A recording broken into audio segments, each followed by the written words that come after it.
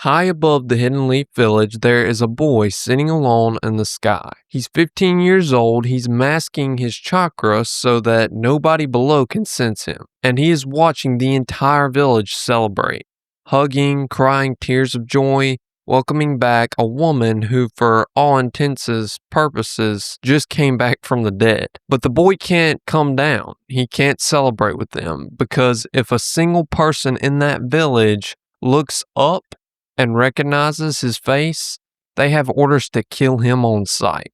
His name is Boruto Uzumaki. Now, this is the story of Boruto 2 Blue Vortex Chapter 25. And listen, you need to stay with this one all the way to the end, because before Boruto 2 Blue Vortex Chapter 25 is over, that boy in the sky is going to walk into the darkest room that exists in this world, stand face to face with a demon that once tried to erase all of humanity, and make it an offer that nobody, not his friends, not his sister, not even the demon itself, ever saw coming. But we can't start there. That's not how you tell a story like this. So pull up a log, get comfortable real quick, throw all your kunai at that like button like your lives depend on it, because in this village, it just might. Alright, Boruto 2 Blue Vortex Chapter 25, here we go. The chapter opens inside Konoha, at the base of a tree that should not exist. Standing in front of that tree is Konohamaru, Boruto's old mentor, one of the last true believers left in the village. In his hand is a thorn soul bulb that belonged to Masuri, and Konohamaru presses it against one specific spot on the tree, the spot covering Moegi's heart.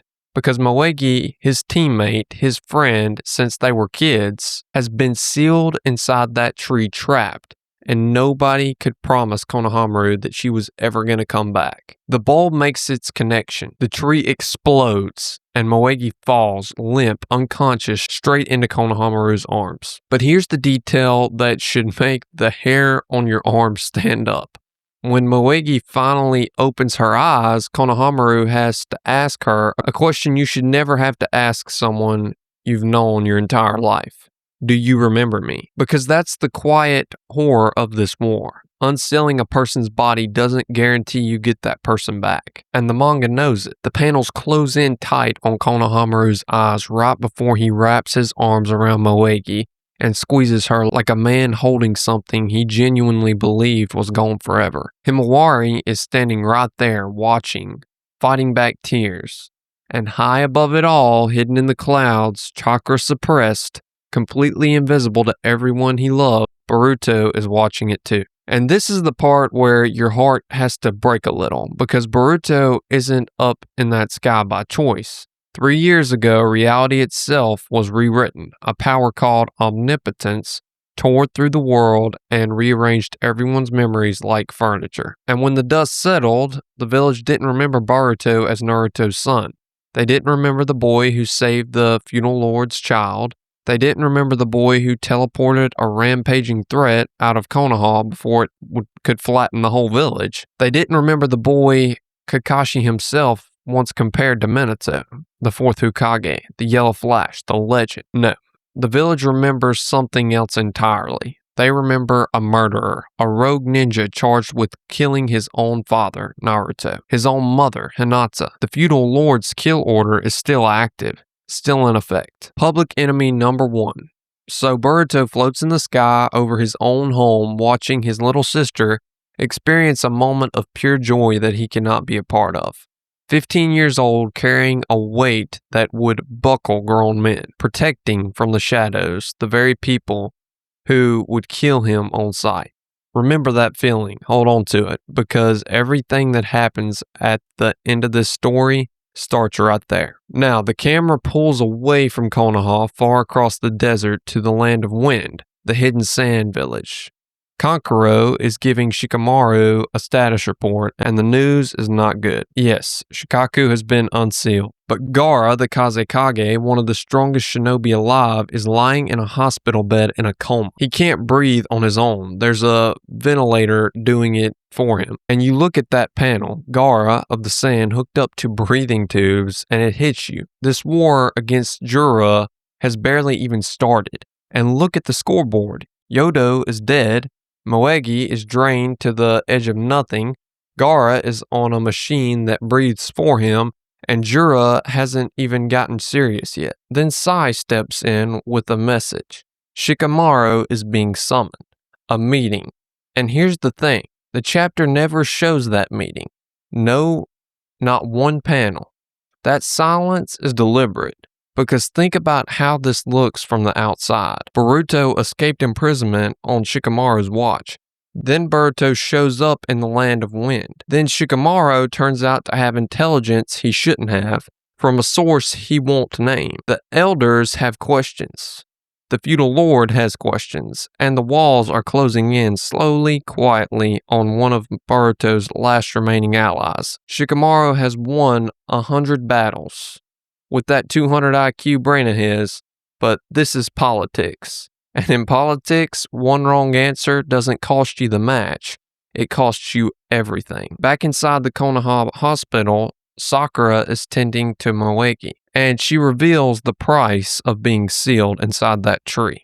Moegi's chakra flow is dangerously weak, because the whole time she was in there, the tree was feeding on her, draining her chakra and funneling it to the awakened Shinju. And Moegi was only in that tree for a short while. So do the math with me here, because somewhere out in the world, there's a man named Sasuke Uchiha, and Sasuke has been sealed inside a tree for 2 years. In this world, when your chakra hits absolute zero, that's death. And if a short stay left Moegi barely hanging on, then Sasuke is a lot closer to that edge than anyone wants to admit. Let that one sit, because right now, in a quiet corner of the village, something is about to happen that changes everything between three people. Sarada catches Sumere's eye across the hospital room and says 5 words. Can we speak in private? The two of them end up at the place where they first met. And it's awkward, painfully awkward, because the last time these two were really in a room together, it ended in an explosion. Sumire crashing out, accusations flying, feelings getting trampled. Sumire tries small talk, congratulates Sarada on the mission in the sand.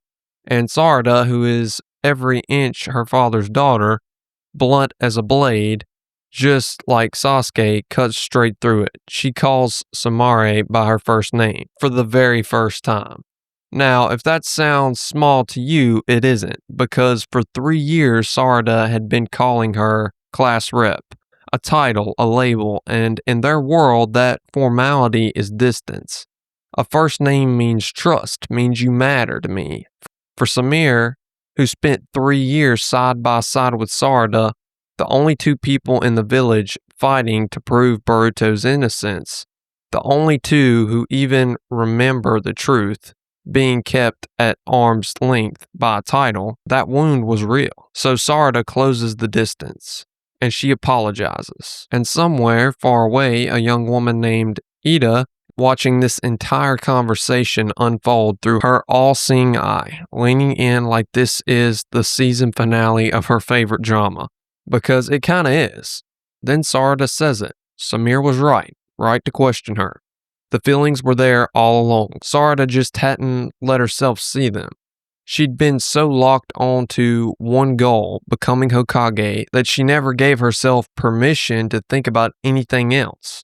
But somewhere along the way, she started thinking about Boruto, the way he carried every burden alone, the fate of being Momoshiki's vessel, the risk of losing his own soul, the way he smiled through all of it so nobody else would worry. First, she told herself it was concern for a teammate, then concern for a friend, but every answer just opened another question. And the question scared her, because if she couldn't stop thinking about him, did that mean she wasn't focused enough to become Hokage? It took the words of Yodo, a friend this war has already taken, to set her free. You can chase a dream and make room for the people you love. You were never supposed to choose. And that's when Sarada drops the bomb that officially starts the pairing wars. I'm in love with Boruto. Ada's hands fly to her mouth. Somewhere in the village, the shonen romance gods high-five each other. And Sarada keeps going. She doesn't just love him, she wants to be his strength, strength, his sword, his shield. And that love doesn't weaken her Hokage dream, it completes it. She's never been more certain that she can do both, and quickly, because some people online are acting brand new about this, it's the oldest law in the world, the lesson Naruto's entire life was built on. And for the Uchiha, a clan that feels love deeper than anyone alive, it cuts even deeper. But here's the moment that deserves more credit than it's getting. Samir's response. She smiles. She knew all along. It was obvious to anyone paying attention. And then softly, without malice, she says she's not giving up either. She will fight for Boruto's heart too. Samir hasn't thrown a single punch in this entire story. But right there, that's the heart of a fighter.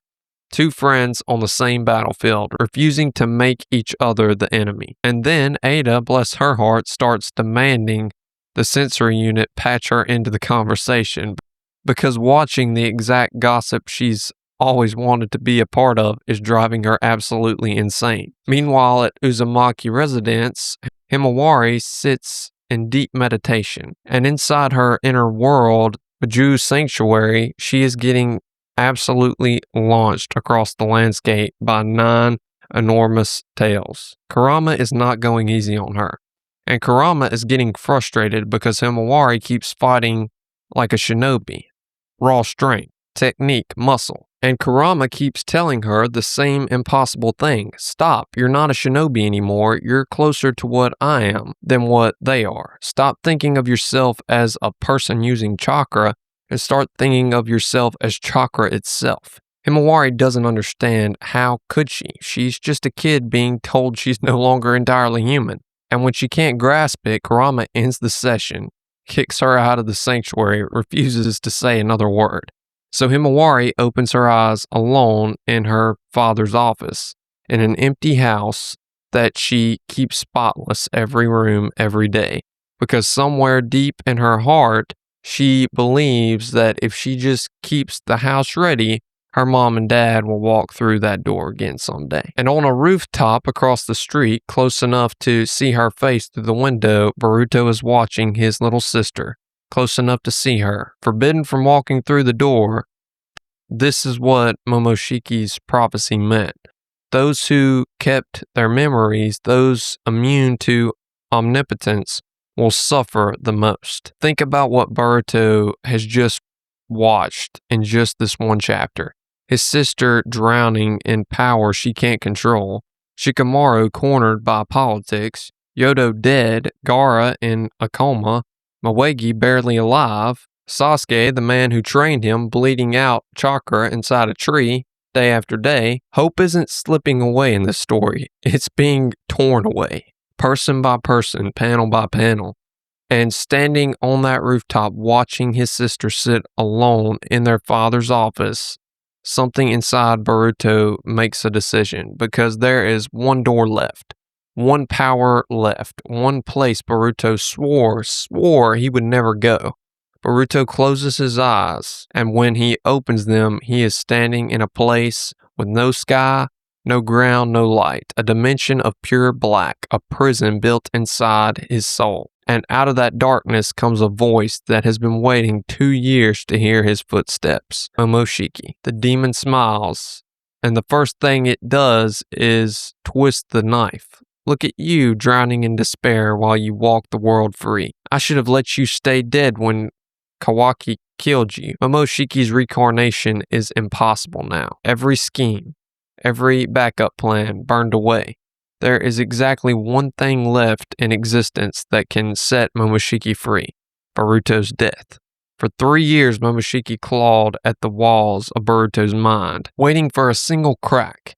And for 3 years, Boruto's will held, too resilient to hijack, too stubborn to break. As long as Boruto never breaks, as long as Boruto never willingly opens the door, the demon stays buried forever. So understand what it means when Boruto looks the monster dead in the eye and says, "Give me your power." Momoshiki laughs in his face, refuses, and that's when Boruto says the words. The ones this whole story has been marching towards, the ones you were never supposed to see coming.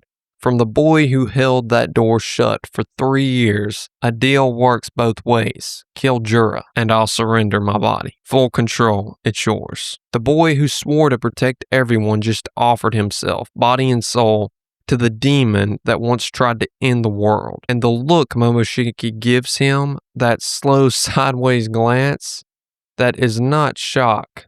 That is scheming. That is a monster already 3 moves ahead. Already dreaming about the chaos. Maybe Boruto has conditions. Maybe he's planning to do what Sasuke once did to Orochimaru. Walk into the devil's mouth and cut his way out from the inside. But maybe the devil is counting on exactly that, and then the chapter does something cruel. It cuts back to sunlight, Sarada and Samir walking through the village laughing together. He has no idea, that we're both in love with him. 2 girls in the light talking about the boy they love, while the same boy stands alone in the dark, bargaining away his own body to a demon to save them. That's where Boruto 2 Blue Vortex Chapter 25 leaves us, with one question hanging in the black. Did Boruto just save the world, or did he just hand it to the one entity he should never ever have trusted? Hit subscribe and ring that bell, because when this deal comes due in the next chapter, you don't want to hear about it secondhand. Until next time, stay out of the shadows.